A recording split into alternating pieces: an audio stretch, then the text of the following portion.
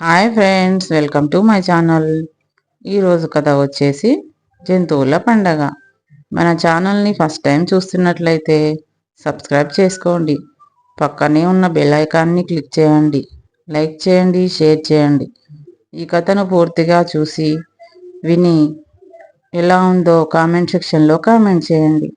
ఇక కథలోనికి వెళితే, నీతి కథ జంతువుల పండగ. అనగనగా ఒకసారి ఒక పెద్ద అడవిలో పులులు, ఏనుగులు, జింకలు, కోతులు, పక్షులు ఇలా ఎన్నో జంతువులు సంతోషంగా జీవించేవి. కానీ ఒక్క సమస్య ఏమిటంటే, ప్రతి ఒక్కరూ తమ తమ పనుల్లో బిజీగా ఉండి కలిసి ఆనందించే సమయం ఎప్పుడూ రాలేదు. ఒకరోజు చురుకైన కోతి అన్నది, మనమంతా కలిసి ఒక పండుగ చేసుకుందాం. పాటలు పాడుదాం, ఆటలు ఆడుదాం, విందు చేసుకుందాం. అలా చేస్తే మనందరికీ మళ్ళీ ఉత్సాహం వస్తుంది.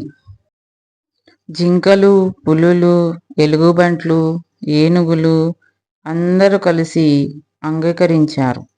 అలా అడవిలో ఒక జంతువుల పండగ జరపాలని నిర్ణయించారు.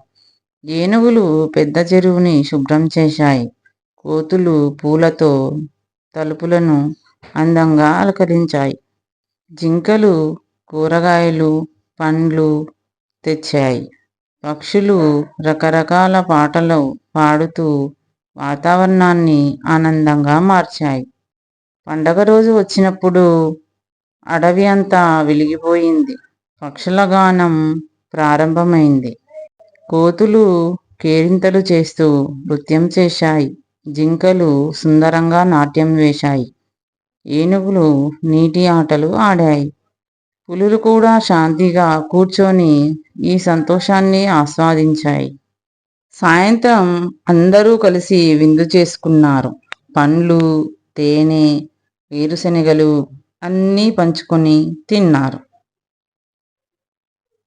రోజు ముగిసినప్పుడు అన్ని జంతువులు ఒకే మాట చెప్పాయి, మనమంతా కలిసి ఉన్నప్పుడు నిజమైన ఆనందం వస్తుంది. ఐకమత్యం అంటే ఇదే. నీతి ఏమిటంటే, కలిసి జీవించడం, స్నేహంగా పంచుకోవడం, కలిసి ఆనందించడమే నిజమైన సంతోషం.